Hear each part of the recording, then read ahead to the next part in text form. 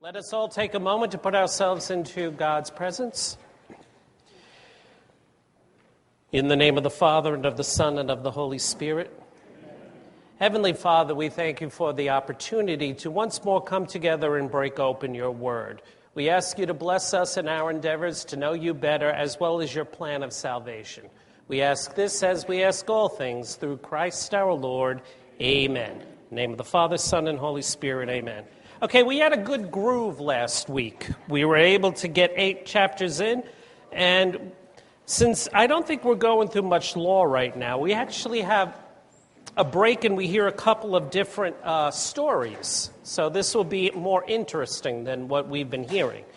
So we're about to hear why they were roaming around the desert for 40 years. We get the story as to why that comes about today. So, chapter 13 of the book of Numbers. The 12 scouts. The Lord said to Moses, "Send men to reconnoiter the land of Canaan, which I am giving the Israelites. You shall send one man from each ancestral tribe, of all of them princes." So Moses dispatched them from the desert of Paran, as the Lord had ordered. All of them were leaders among the Israelites. By name they were Shammua, son of Zaccur, of the tribe of Reuben; Shaphat, son of Hori, of the tribe of Simeon; Caleb, son of Jephunneh, of the tribe of Judah; Egal, son of Joseph, of the tribe of Issachar; Gadiel, son of Sodi, of the tribe of Zebulun; Gadi, son of Susi, of the tribe of Manasseh. For the Josephites, with Hoshea, son of Nun, of the tribe of Ephraim; Palti, son of Raphu, of the tribe of Benjamin; Amiel, son of Gamali, of the tribe of Dan; Sethur, son of Michael, of the son of Asher; Nabi, son of Vapshi, of the tribe of Naphtali; Geuel, son of Machai, of the tribe of Gad. These are the names of the men whom Moses sent out to reconnoiter the land. But Hoshea, son of Nun, Moses called Joshua. That's one of the derivations of the name Hoshea is Joshua, which later on will be Yeshua, and the nickname of Yeshua, when you're being cutesy, and when you're getting cutesy names because they're in vogue at a particular time, you get Yeshu, which is Jesus. Jesus has a name like Cody. Well, how cute. You heard it on a soap opera. You thought it was just darling, so you named your kid that. In sending them to reconnoiter the land of Canaan, Moses said to them, "Go up here in the Negeb and up into the highlands and see what kind of land it is. Are the people living there strong or weak, few or many? Is the country in which they live good or bad? Are the towns in which they dwell open or fortified? Is the soil fertile or barren, wooded or clear? And do your best to get some of the fruit of the land." It was then the season for early grapes. They're thinking the end of July. That's what the season of early grapes is. So they went up and reconnoitered the land of the desert of Zin, as far as where Rehob adjoins Labo of Hamath. Going up by way of the Negeb, they reached the Hebron, where Ahiman, Sheshai, and Talmai, the descendants of the Anakim, were living. Hebron had been built 7 years before Zoan in Egypt. They also reached the Wadi Eshcol, where they cut down a branch with a single cluster of grapes on it, which 2 of them carried on a pole, as well as some pomegranates and figs. It was because of the cluster the Israelites cut there that they called the place Wadi Eshcol. So Eshcol is cluster. Wadi is a dry stream bed that's not always dry. If there were rains in the north, all of a sudden, water comes gushing down this dry stream bed. They would be called arroyos in the southwest. And this is the reason why, if you're camping, they tell you, do not pick low ground to sleep in, because campers have been known to be washed away and drowned because they chose a dry riverbed. And even though it was clear sky above when they bedded down, it rained 200 miles north, and that rain will catch up with them. Their return. After reconnoitering the land for 40 days, they returned. Now, what land did they see? All of it. Everything that we just heard in this past paragraph, they saw all of it. So anything that they were going to get as the Holy Land, that's what they scouted out. After reconnoitering the land for 40 days, they returned, met Moses and Aaron and the whole community of the Israelites in the desert of Paran at Kadesh, made a report to them all, and showed them the fruit of the country. They told Moses, "We went into the land to which you sent us. It does indeed flow with milk and honey, and here is its fruit." Now, here they're using the term flowing with milk and honey to mean abundant food. The land is able to produce abundant food. Strictly speaking, a land filled with milk and honey means there's no violence. You can gather the food and no animal had to die. Milk comes from a cow, but the cow still lives. Honey comes from bees, but bees still live. Strictly speaking, that's what a land flowing with milk and honey means. However, the people who are living in the land are fierce, and the towns are fortified and very strong.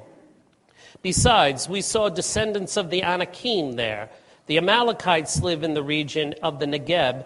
Hittites, Jebusites, and Amorites dwell in the highlands, and Canaanites along the seacoast and the banks of the Jordan. Now, the Anakim were people who, it's speculated they were tall of stature for the people of the time, and there was a way of carrying themselves that was very erect. So whenever you see any of the African tribesmen who have a very noble bearing to them, that's the type of image that you get. That straight back, that looking forward. So it was kind of intimidating for them who are shorter of stature. Caleb, however, to quiet the people toward Moses, said, "We ought to go up and seize the land, for we can certainly do it.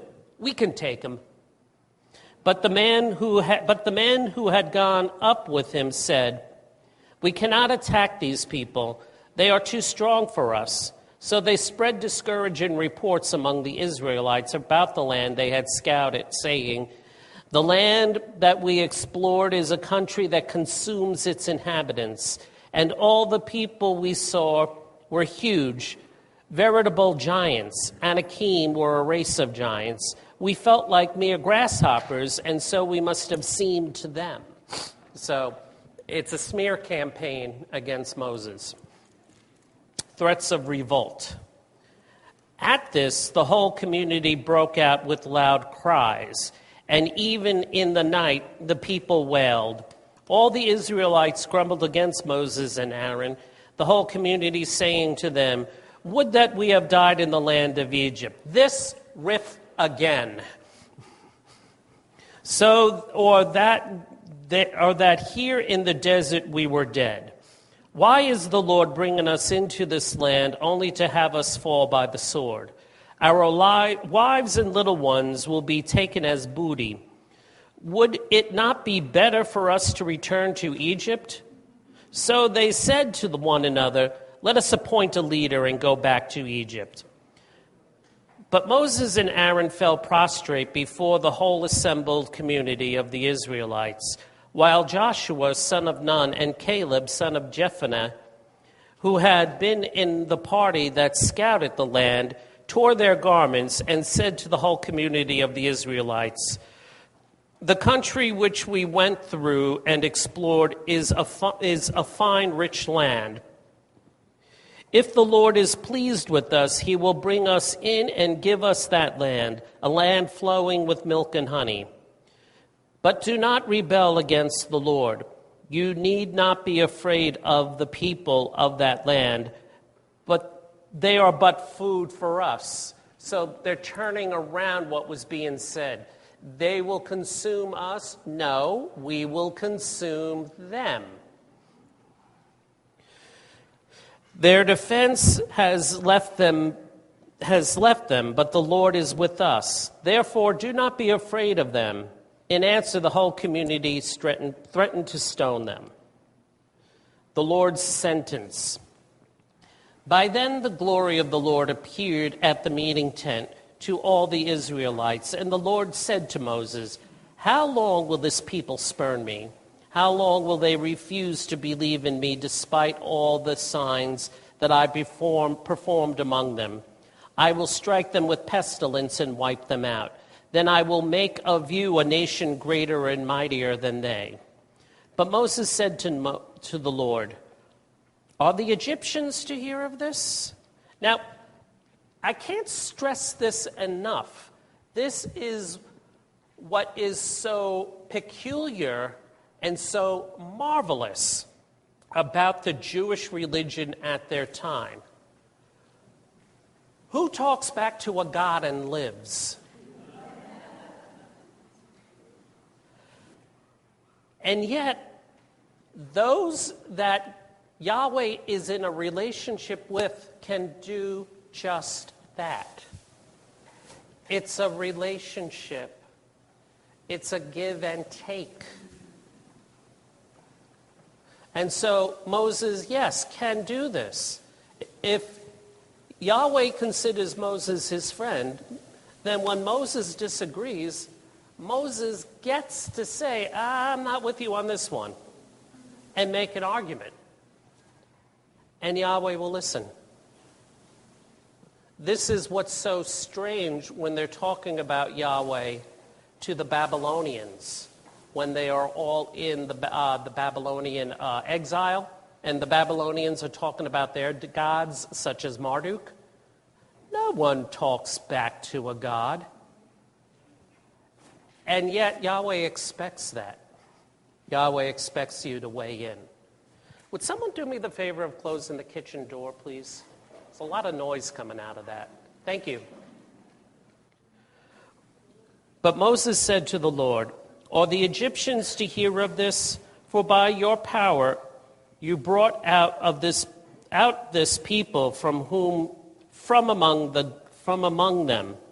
And are they to tell of it to the inhabitants of this land? It has been heard that you, O Lord, are in the midst of this people. You, Lord, who plainly reveal yourself. Your cloud stands over them, and you go before them by day in a column of cloud, and by night in a column of fire. If now you slay this whole people, the nations who have heard such reports will say, 'The Lord was not able to bring this people into the land he swore to give them. That is why he slaughtered them in the desert.' Now then, let the power of my Lord be displayed in its greatness. Even as you have said, the Lord is slow to anger and rich in kindness, forgiving wickedness and crime, yet not declaring the guiltless guilty, but punishing children to the third and fourth generation for their father's wickedness." All right, this is something that holds over because there is a great feeling that losing the nations had nothing to do with the sins of the people at the time that they lost the nation, but the bad behavior of the king 100 years ago. So there's an idea of this. Where it works out practically, when you think in a psychological way, is that when a family is being brought up dysfunctionally, it's more than likely that the kids are going to bring their families up in the same dysfunction. And someone has to be strong enough to break how the family does things. If they're really strong, they can change the family.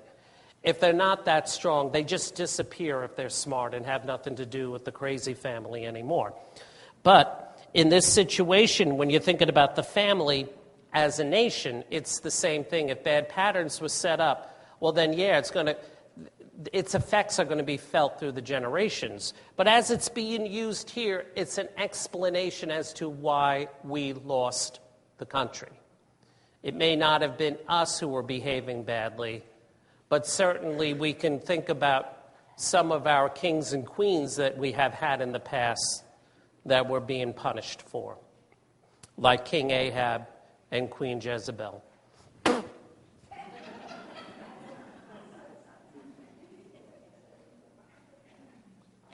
Pardon then the wickedness of this people, in keeping with your great kindness, even as you have forgiven them from Egypt until now.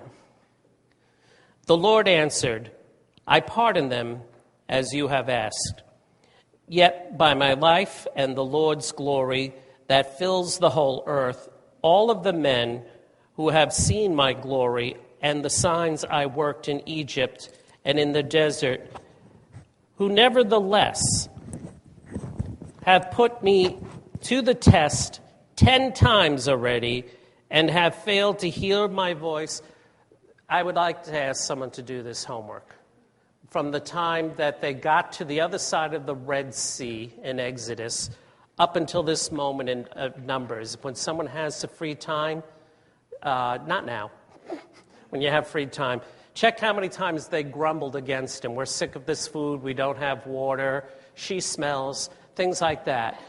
Every time that they had come up with a grumbling like this against Moses, and Moses has to appeal to the Lord, I'd like to see if the number really is 10.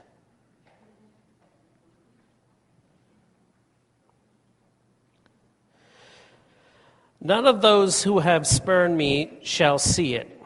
But because my servant Caleb has a different spirit and follows me unreservedly, I will bring him into the land where he has just been, and his descendants shall possess it. But now, since the Amalekites and the Canaanites are living in the valleys, turn away tomorrow and set out in the desert of on the Red Sea road. So they could be traveling through fertile ground and getting in a place where they can take possession of the land. Instead, they now have to go deeper into the desert from which they came. Now, this is classic response of the people once they hear what the Lord's decision is. The Lord also said to Moses and Aaron, how long will this wicked community grumble against me? I have heard the grumblings of the Israelites against me. Okay, tell them, by my life, says the Lord, I will do to you just what I have heard you say. Here in the desert shall your bodies fall, your dead bodies fall. Of all your men of 20 years or more, registered in the census, who grumbled against me, not one shall enter the land where I solemnly swore to settle you, except Caleb, son of Jephunneh, and Joshua, son of Nun. All right, we're not there yet. This is another story that's told as to why the punishment. We heard one story on the page before. This is someone else's story. Your little ones, however, who you said would be taken as booty, I will bring in, and they shall appreciate the land you spurned. But as for you, your bodies shall fall here in the desert, here where your children must wander for 40 years, suffering for your faithlessness, till the last of you lies dead in the desert. 40 days you spent in scouting the land, 40 years shall you suffer for your crime, 1 year for each day. Thus you will realize what it means to oppose me. I, the Lord, have sworn to do this to all this wicked community that conspired against me. Here in the desert they shall die to the last man.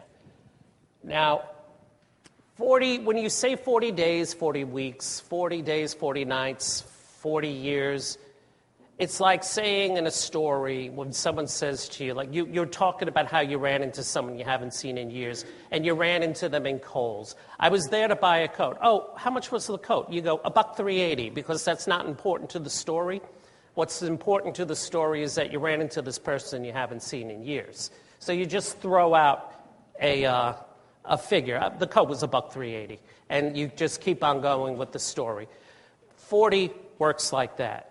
What it means is after the sufficient amount of time, not even a sufficient amount of time, but the sufficient amount of time. That's what 40 registers. So was it exactly 40 years? No. It was just enough time for everyone in the generation to die. So that could have been 2 years, 10 years, 14 years, when the time was right. You know, they reconnoitered the land for the proper amount of time to see all of it. There was the proper amount of time to pass before that generation died off. Yes, Katie? And they still behave like this. Yeah. The best way to describe the mind frame is after hearing this whole story, their response is, well, Yahweh, it was the least that you could do. You know, it's that sort of mind frame. How are you supposed to evangelize a people who think that anything that God does for them was the least that God could do for them? That's our big problem in a church, in a religion, and in a faith, is to get people, you got the relationship backwards. He's given you the gift of life. He's made you a sentient being. He has given you the freedom to choose for or against him. He's put you in a world where you're being looked after and you have the experience of 5 senses. And your response is, what have you done for me lately? That's our big problem as believers. How do we get people to understand your ass backwards? Your response to God is thank you, thank you, thank you, thank you, thank you, thank you, thank you. Not what have you done for me lately?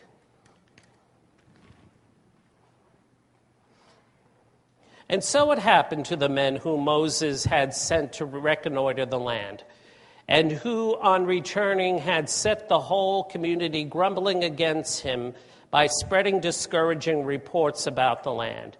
These men who had given out the bad report about the land were struck down by the Lord and died.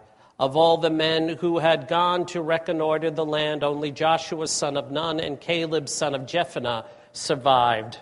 Okay, so this is a glimpse into the future, this past paragraph.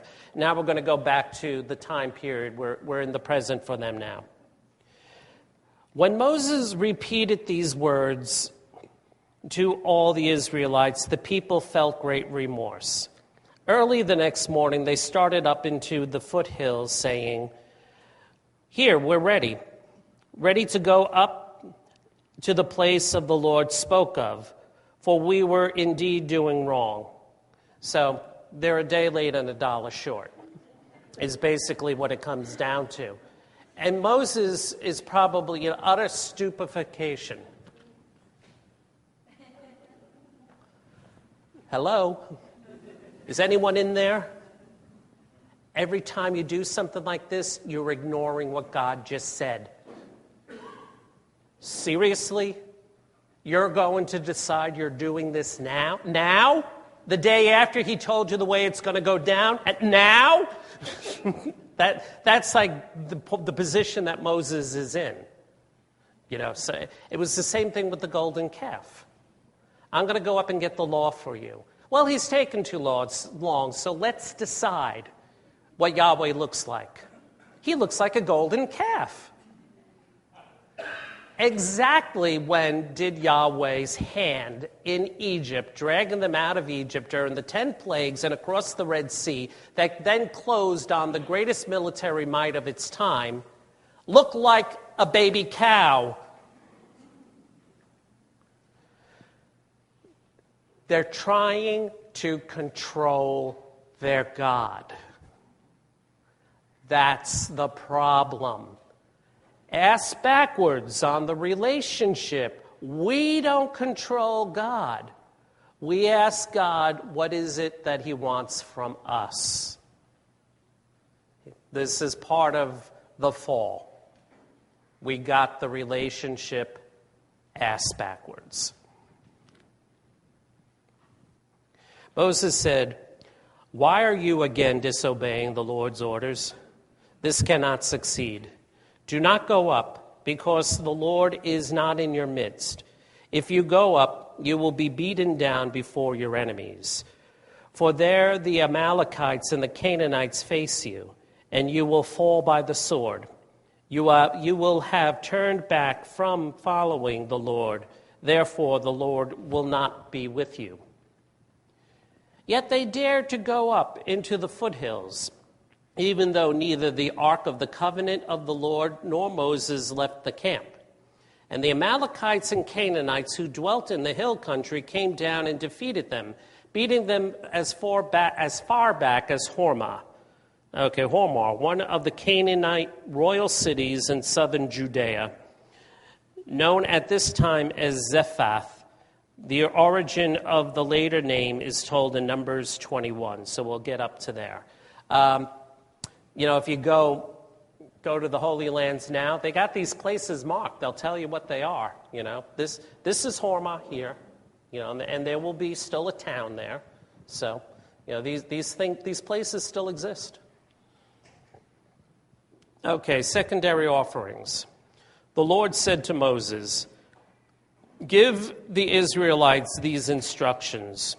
When you have entered the land that I will give you for your homesteads, if you make the Lord a sweet-smelling oblation from the herd or from the flock, in holocaust, in fulfillment of a vow, or as a free will offering, or for one of your festivals, whoever does so shall present to the Lord a cereal offering consisting of a tenth of an ephah of fine flour mixed with a fourth of a hin of oil, as well as a libation of a fourth of a hin of wine, with each lamb sacrificed in holocaust or otherwise.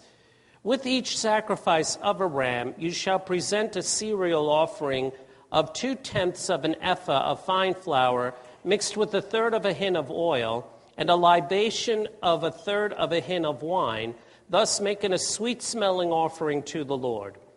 When you sacrifice an ox as a holocaust, or in fulfillment of a vow, or as a peace offering for the Lord, with it you shall present a cereal offering of 3/10 of an ephah of fine flour mixed with half a hin of oil, and a libation of half a hin of wine, as a sweet-smelling oblation to the Lord.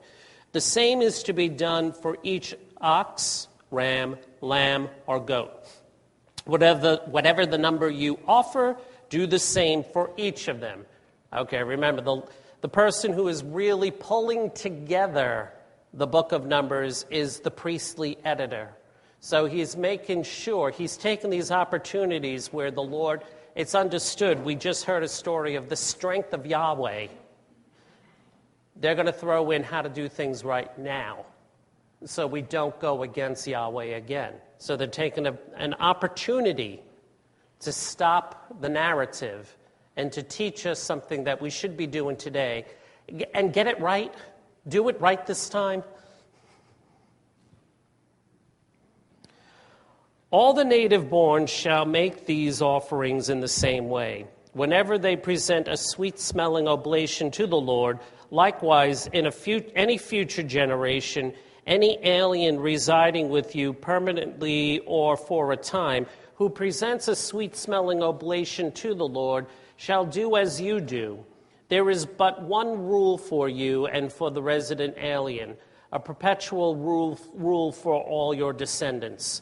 Before the Lord, you and the alien are alike, with the same law and the same application of it for the alien residing among you as for yourselves. The Lord said to Moses, Speak to the Israelites and tell them, when you enter the land into which I will bring you and begin to eat the food of that land, you shall offer the Lord a contribution consisting of a cake of your first batch of dough. You shall offer it just as you offer a contribution from the threshing floor. Throughout your generations, you shall give a contribution to the Lord from your first batch of dough. Let's go down to that footnote. Some render dough as barley grits. This word is used elsewhere only in Ezra 44, Nehemiah 10. A related Hebrew word is used in Leviticus. I want to stop here to unpack something for an understanding. Now, a lot of the things that we're hearing right now, when it comes to the sacrifices, they're agricultural sacrifices. So it's for the farm world, everyone out where they're raising their animals or they're tilling the land. So all of these making of the different breads with the types of oils that are in them and stuff. And they were talking about the offering from the threshing floor. Threshing floor is going to be the highest point on your property. And if you don't have a highest point, you make one. You're building a hill that is going to go above any tree line, because the way that you would get the outside seed covering off of the seed that you want is that you would put it on a rug up on the hill, and you'd have people on the four corners of this big rug throwing it up in the air. And the chaff, which is light, will blow away with the breeze. But the grain, which is heavy, will fall back down onto the rug. So you keep doing that until virtually all of the chaff is gone. So these offerings took place at the farms. These started as rituals and sacrifices done at home, at the farms. The problem with that is syncretism. Remember that word? syncretism. That is the introduction or the infusion of outside sources onto another cult, onto another practice of religion.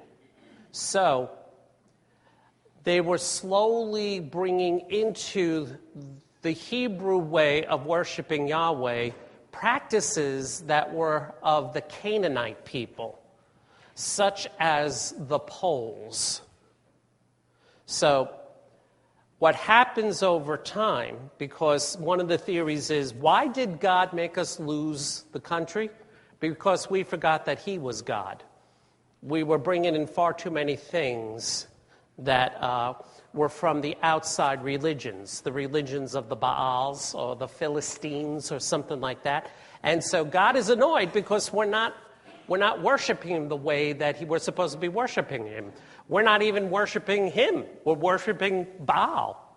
And so, we got to get it back in order to control that. Once they have a country and a capital, they're trying as much as possible to put into one place all of the sacrifices.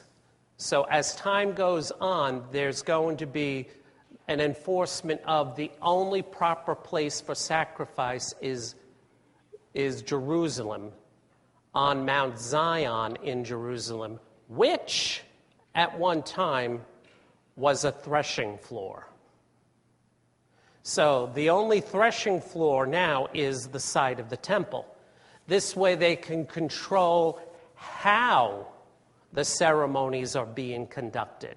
And that is the reason why twice a year, every Hebrew had to go up to Jerusalem.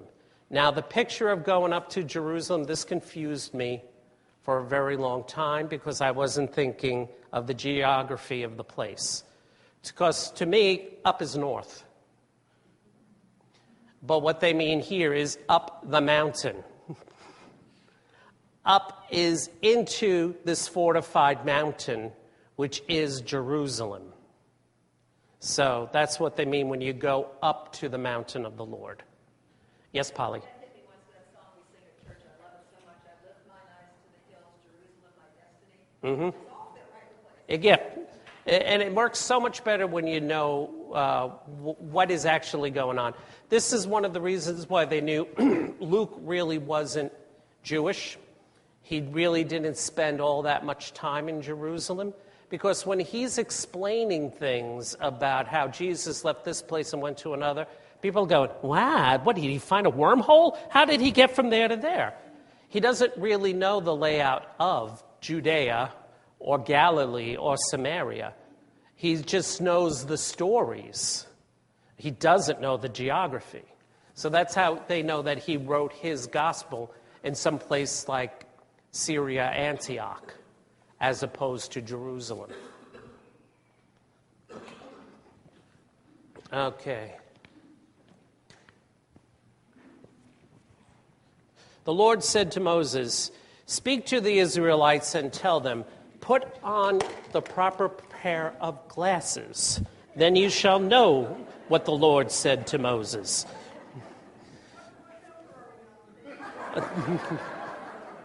17. The Lord said to Moses, "Speak to the Israelites and tell them, when you enter the land into which I will bring you, and begin to eat the food of that land, you shall offer the Lord a contribution consisting, did I do this? Okay, sin offerings.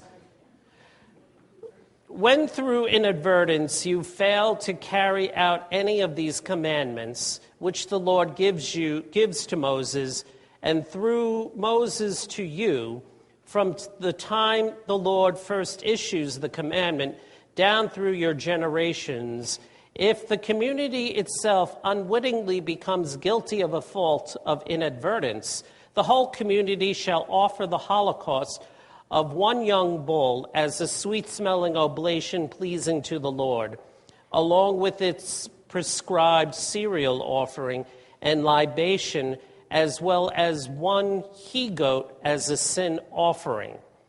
Now, you're probably asking yourself, how could an entire community sin inadvertently? They could have been served pork when they thought it was chicken. You know, that, and there was a story in one of the Gospels about how blood was mixed into the wine that the people were drinking. And Jesus said, well, they're not at fault for that. They didn't know that until afterwards. It was a cruel joke that was being played upon a number of Jews by, I think it was either Philip the Tetrarch or his father Herod. No, actually, it couldn't have been one of those two. It had to have been a Roman or a Greek that did that to them. They didn't mean to drink blood. A trick was played on them. And so something like that may have happened. A caravan came in and said, oh, yes, we're selling you this, when they are actually selling you that. And they found out afterwards. They thought they were eating quail. They found out afterwards it was duck-billed platypus, something like that. The community itself is unwittingly becomes guilty of the fault of inadvertence.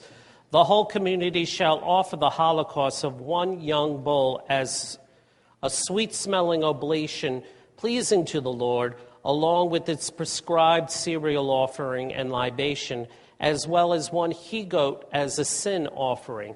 All right, I want to stop here because we hear this it comes up on a regular basis when we're dealing with the priestly piece of writing. A sweet-smelling oblation to the Lord. Not everyone is in this camp when it comes to practicing Judaism correctly. Because you will hear in the latter end of the book of Isaiah, you're going to build me a house? What sort of house are you going to build me? I created the world that you're in. So what you think is so important to you, like this land is so great and mighty, well, that's my footstool. And that land, which is so great and mighty, that's my chair. What kind of house are you going to build for me? And you're going to feed me a sweet-smelling oblation to the Lord? I made the bull that you're sacrificing me. If I'm hungry, would I tell you? And if I'm thirsty, do I inform you ahead of time? I take care of this stuff myself. What I'm looking for is a humble, contrite heart. What I'm looking for is for you to realize I'm the one that needs to be taught. I'm the one that needs to be led. So there are different camps that are being represented within the Old Testament. And they just let it stand there in its tension. It does that. Not everyone needs to be on the same page. Then the priest shall make atonement for the whole Israelite community. Thus they will be forgiven the inadvertence for which they have brought their holocaust as an oblation to the Lord. Not only the whole Israelite community, but also the alien residing among you shall be forgiven, since the fault of inadvertence affects all the people. However, if it is an individual who sins inadvertently, he shall bring a yearling she-goat as a sin offering, and the priest shall make atonement for the Lord for him who sinned inadvertently. When atonement has been made for him, he will be forgiven. You shall have but one law for him who sins inadvertently, whether he be a native Israelite or an alien residing with you. But anyone who sins defiantly, whether he be a native or an alien, insults the Lord, and shall be cut off from among his people, since he has despised the word of the Lord and has broken his commandment. He must be cut off. He has himself only to blame. Now, one of the things I would like to point out to you today when it comes to syncretism is that we really cannot rule out that the danger that they had in ancient Hebrew world is gone today. Because what do you think the New Age movement is? They're borrowing from everything. And there are times where we find New Age stuff trying to creep into Catholicism. Here's my take on that. We know Catholicism works, so why screw it up? Just stick to what the religion teaches, and we'll get to eternity fine. Okay. We made it to the Sabbath breaker? Okay. That is chapter 15, verse 32. While the Israelites were in the desert, a man was discovered gathering wood on the Sabbath day. Those who caught him at it brought him to Moses and Aaron and the whole assembly. But they kept him in custody, for there was no clear decision as to what should be done with him. Then the Lord said to Moses, "This man shall be put to death. Let the whole community stone him outside the camp." So the whole community led him outside the camp and stoned him to death, as the Lord had commanded Moses.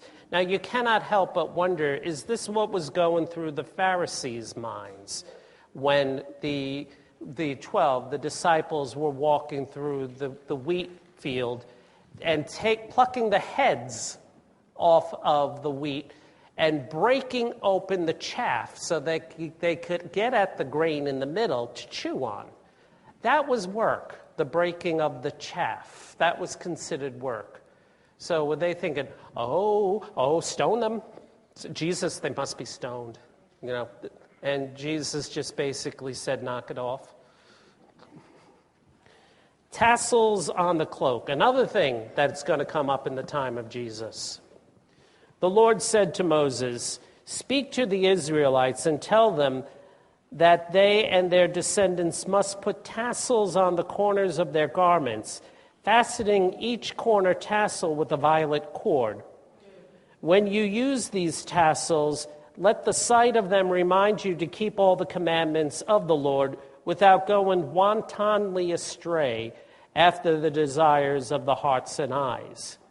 Thus you will remember to keep all my commandments and be holy to your God. I, the Lord, am your God, who, as God, brought you out of Egypt, that I, the Lord, may be your God. Now, I don't know if it's just that the tassels were a new fashion statement that would remind them, or were there 10 of them, and that each one of them would represent the one of the 10 commandments. But there is something in it to remind them who they are and what their relationship with Yahweh is, so that the tassels were doing that sort of job for them. Yes?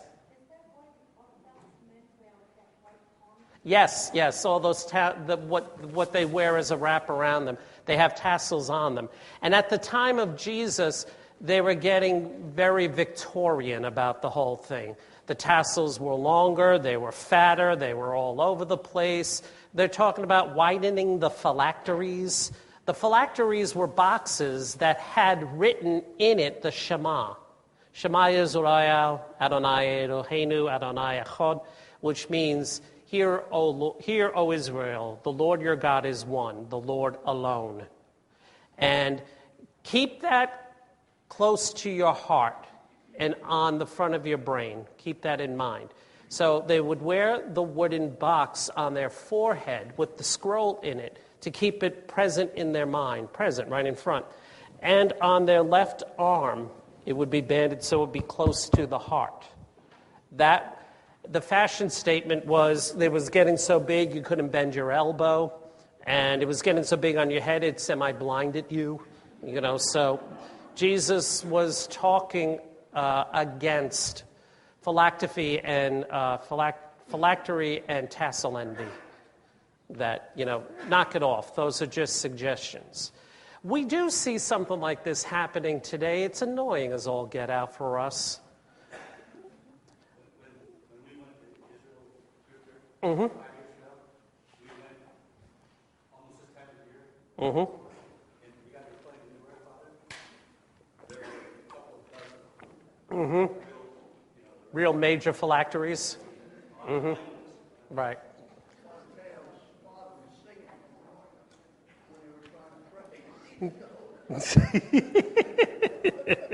A culture clash. Now, there are some Latino cultures where they would wear the rosaries as part of their culture. It's not done in the Anglo world. So when you see an Anglo kid wearing the rosaries, they're doing it as a fashion statement. They're not doing it out of the love of the Blessed Mother. And you got to do everything in your being not to smack the kid. How about using them instead of wearing them?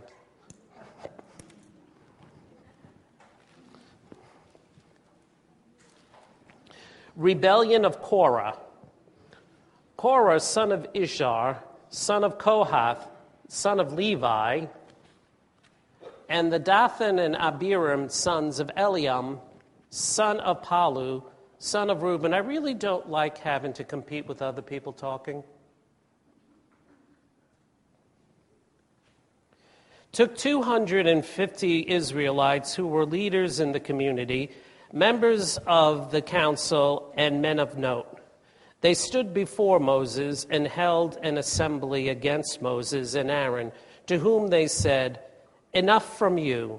The whole community, all of them are holy.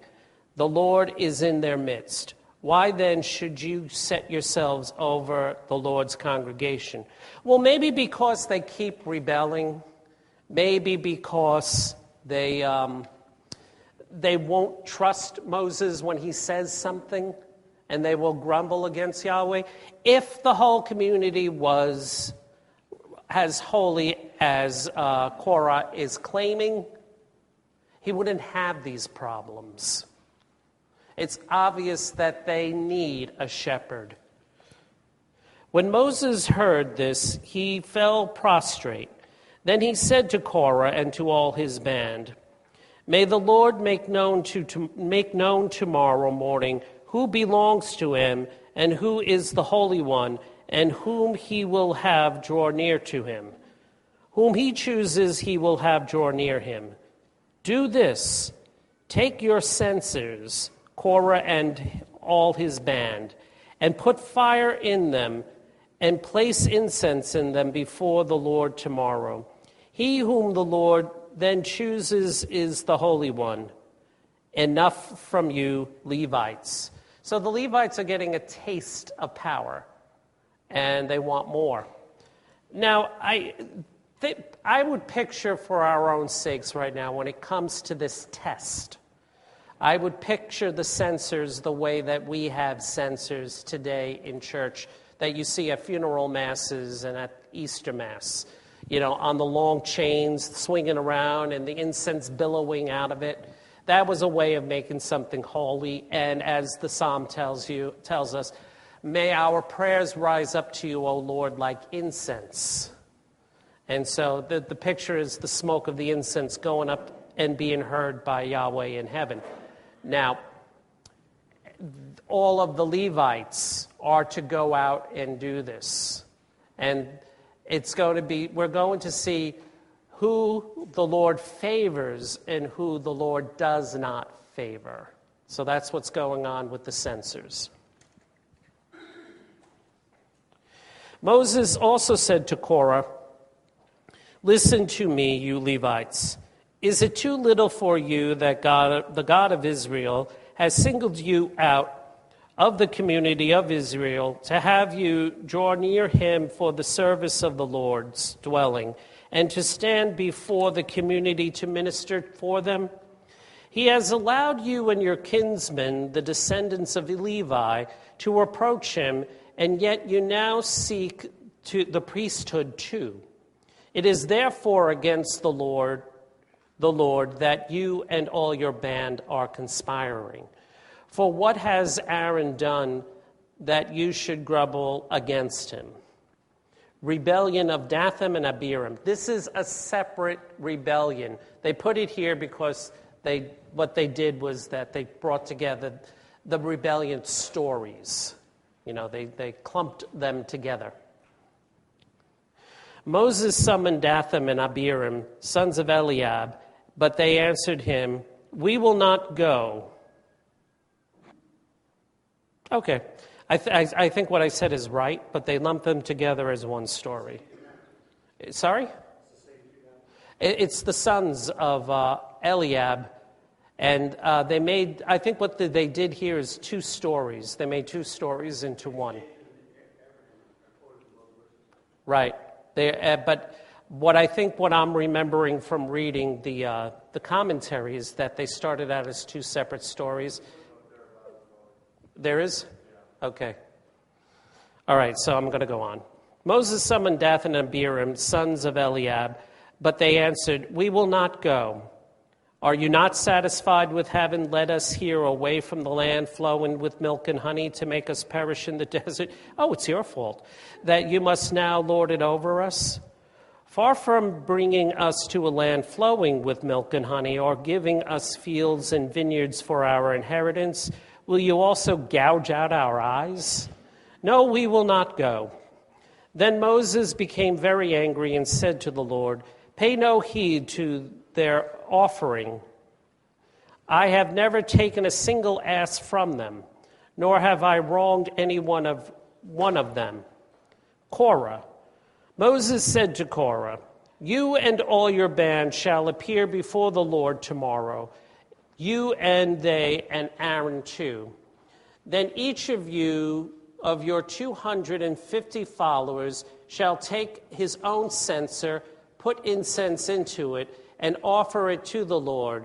And you and Aaron, each with his own censer, shall do the same." So they all took their censers, and laying incense on the fire they had put in them, they took their stand by the entrance of the meeting tent, along with Moses and Aaron. Then, when Korah had assembled all his band against them at the entrance of the meeting tent, the glory of the Lord appeared to the entire community. And the Lord said to Moses and Aaron, "Stand apart from this band, that I may consume them at once." But they fell prostrate and cried out, "O God, God of the spirits of all mankind, will one man's sin make you angry with the whole community?"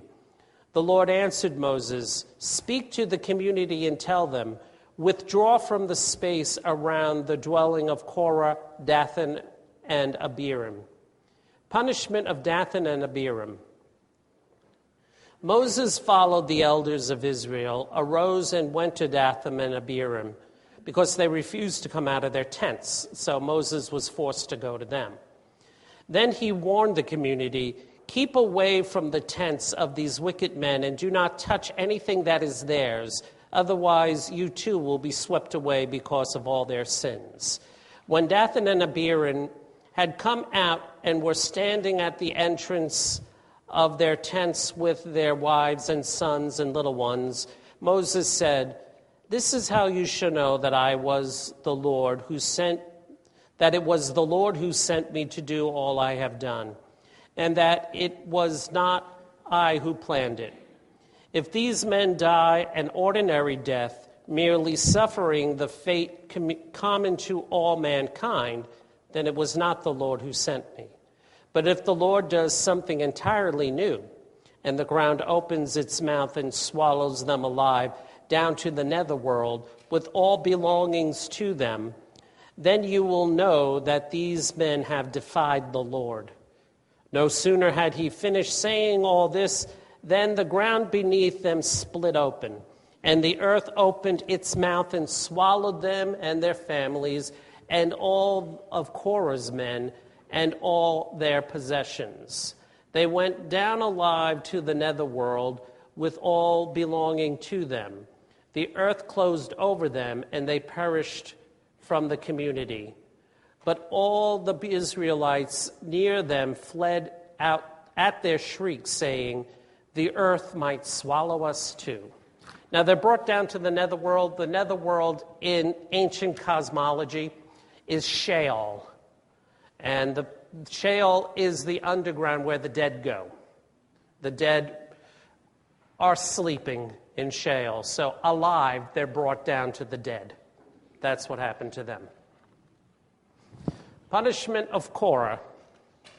So they withdrew from the space around the dwelling of Korah, Dathan, and Abiram, and fire from the Lord came forth, which consumed 250 men who were offering the incense. The Lord said to Moses, "Tell Eleazar, son of Aaron the priest, to remove the censers from the embers and scatter the fire some distance away." Even the fire, the reason why the fire has to be sent away is that this is a rebuke coming from none other than Yahweh. Anything it touches is now holy, set apart, different. And just like evil can be contagious, holiness can be contagious. So the fire is holy. Therefore, it has to be brought out of the camp and put in a place where no one's going to come into contact with it. Because if you're a base, it's going to destroy you. And we're all in a sinful state, a fallen state. So if we come into the presence of holiness without being properly prepared, that's the end of us. So that's the reason why even the fire has to be brought out. For these sinners have consecrated the censers at the cost of their lives. Have them hammered into plates to cover the altar, because in being presented before the Lord, they have become sacred. In this way they shall serve as a sign to the Israelites. So Eleazar the priest had the bronze censers of those burned during the offering hammered into a covering for the altar. This is the altar of sacrifice outside the meeting tent, in keeping with the orders which the Lord had given him through Moses. This cover was to be a reminder to the Israelites that no layman, no one who was not a descendant of Aaron, should approach the altar to offer incense before the Lord, lest he meet the fate of Korah and his band. The next day, the whole Israelite community grumbled against Moses and Aaron, saying, "It is you who have slain the Lord's people." You know, if I were Moses and Aaron, I would have said, bye, packed up my kit, and say, "It's all yours, buddies." And I would have just left. By this time, I mean, can you imagine for 40 years putting up with this? But while the community was deliberating against them, Moses and Aaron turned toward the meeting tent, and the cloud now covered it, and the glory of the Lord appeared. Then Moses and Aaron came to the front of the meeting tent, and the Lord said to Moses and Aaron, "Depart from this community, that I may consume them at once." But they fell prostrate. Then Moses said to Aaron, "Take your censer, put fire from the altar in it, and lay incense on it, and bring it quickly to the community to make atonement for them. For wrath has come forth from the Lord, and the blow is falling." Obeying the orders of Moses, Aaron took his censer and ran in among the community, where the blow was already falling on the people. Then, as he offered the incense and made atonement for the people, standing there between the living and the dead, the scourge was checked. Yet 14,700 died from the scourge, in addition to those who died because of Korah. When the scourge had been checked, Aaron returned to Moses at the entrance of the meeting tent. Aaron's staff. Now, this is what gets Aaron's staff put into the Ark of the Covenant. The Lord now said to Moses, "Speak to the Israelites and get one staff from them for each ancestral house, 12 staffs in all, one from each of their tribal princes. Mark each man's name on his staff, and mark Aaron's name on Levi's staff. For the head of Levi's ancestral house shall also have a staff. Then lay them down in the meeting tent in front of the commandments where I meet you. There the staff of the man of my choice shall sprout. Thus will I suppress from my presence the Israelites grumbling against you."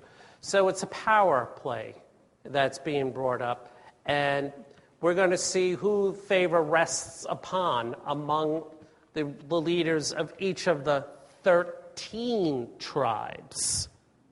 Remember, because there are 12 tribes that are landed and one tribe that does not possess land, the Levites.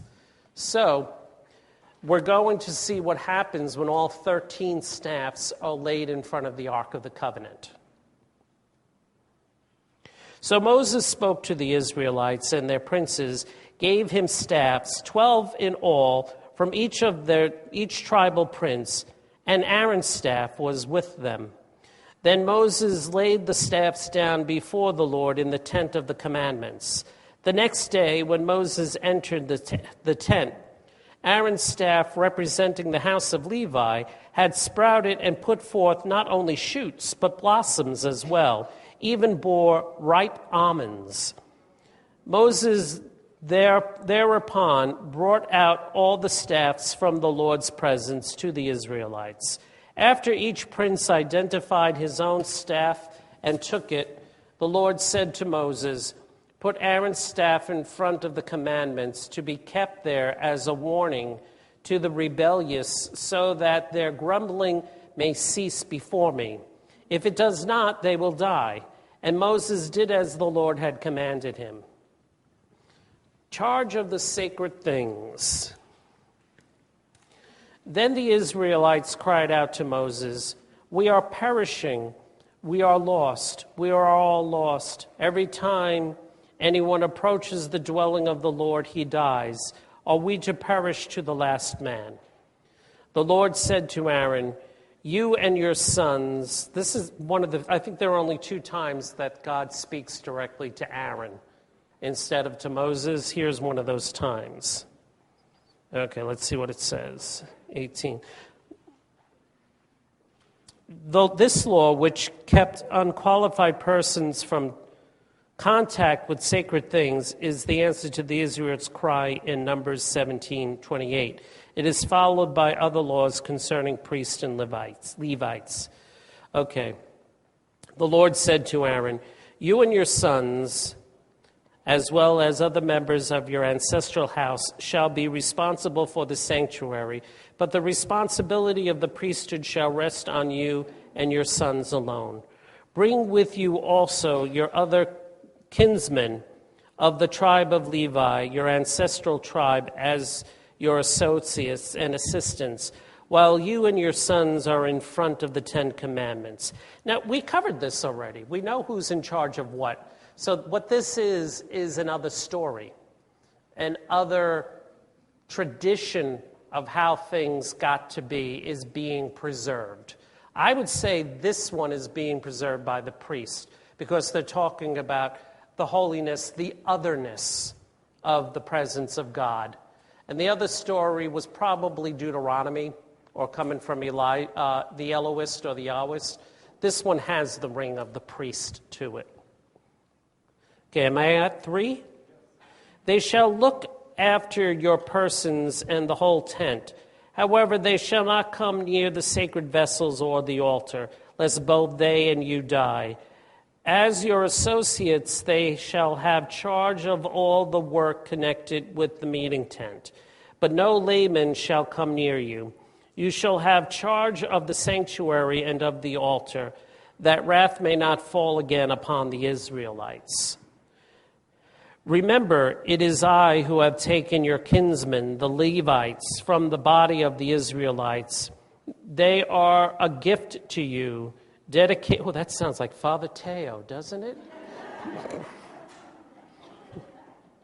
Dedicated to the Lord for the service of the meeting tent. But only you and your sons are to have charge of performing the priestly functions in whatever concerns the altar and the room within the veil.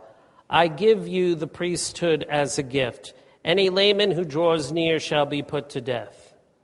The priest's share of the sacrifices.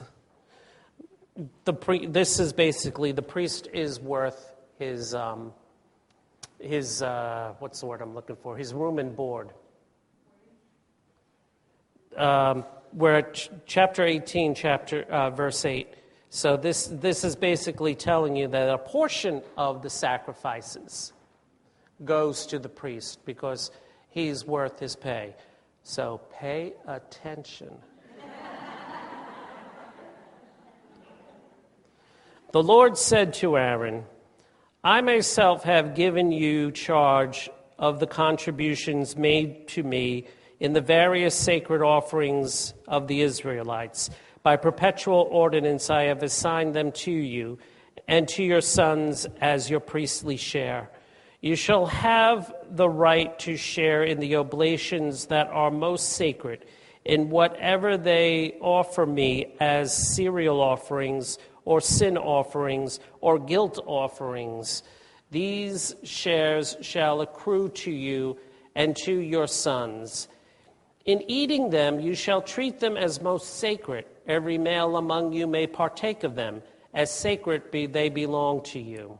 You know that we're talking about a misogynistic culture here, so that's a given going into here. You shall also have what is removed from the gift in every wave offering of the Israelites. By perpetual ordinance, I have assigned it to you and to your sons and daughters. All in your family who are clean may partake of it. I have also assigned to you all the best of the new oil and of the new wine and grain that they give to the Lord as their first fruits. And likewise, of whatever grows on their land, the first products that they bring to the Lord shall be yours. All of your family who are clean may partake of them. Whatever is doomed means given directly to Yahweh. All of it, the whole kit and caboodle. Whatever is doomed in Israel shall be yours. Every living thing that opens the womb, whether of man or of beast, such as are to be offered to the Lord, shall be yours. But you must let the firstborn of man, as well as unclean animals, be redeemed. The ransom for a boy is to be repaid when he is a month old. It is fixed at 5 silver shekels according to the sanctuary standard, 20 gerahs to the shekel. But the firstborn of the cattle, sheep, or goats shall not be redeemed. They are sacred. Their blood you must splash on the altar, and their fat you must burn as a sweet-smelling oblation to the Lord. Their meat, however, shall be yours, just as the breast and the right leg of the wave offering belong to you. By perpetual ordinance I have assigned to you and to your sons and daughters all the contributions from the sacred gifts which the Israelites make to the Lord. This is an inviolable covenant to last forever before the Lord, for you and for your descendants. Then the Lord said to Aaron, you shall not have any heritage in the land of the Israelites, nor hold any portion among them. I will be your portion and your heritage among them. Okay, I don't think it comes up here, but it was mentioned in the sanctuary, in the commentary, that part of the role of the priests, the Levitical priests, anyone part of the tribe of Levi, is that they are the substitute for the firstborn male.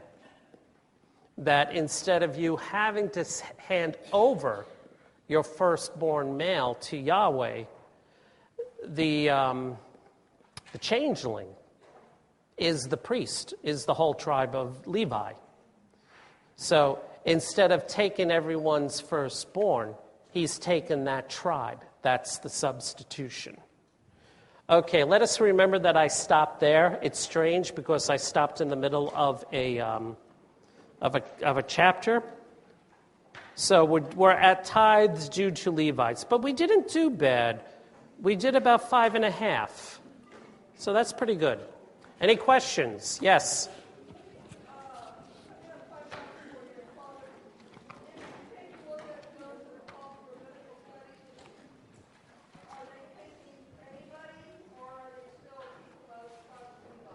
I honestly didn't hear what you said.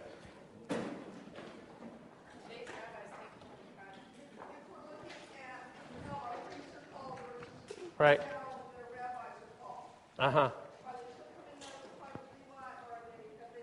I think they're from everywhere because I don't know. See, the priesthood will change. It will go from the Levites because most of the Levites will get lost. And there's a line. There are different lines of priestly castes that we will see in the histories. So there is the priesthood of Zadok. And so I think they're taken from anywhere now. And a rabbi is different from a priest. The priest offered the sacrifice, so rabbi's a teacher. So it's really a different office.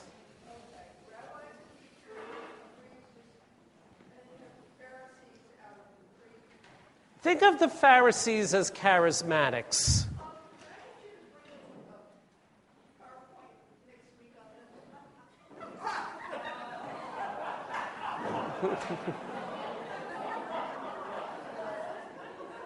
Perhaps you would like to teach the class. Sadducees are from the line of Zadok, they're priests. Pharisees are from the Deuteronomic tradition of following the law. So one is about study, the other one is about proper sacrifice.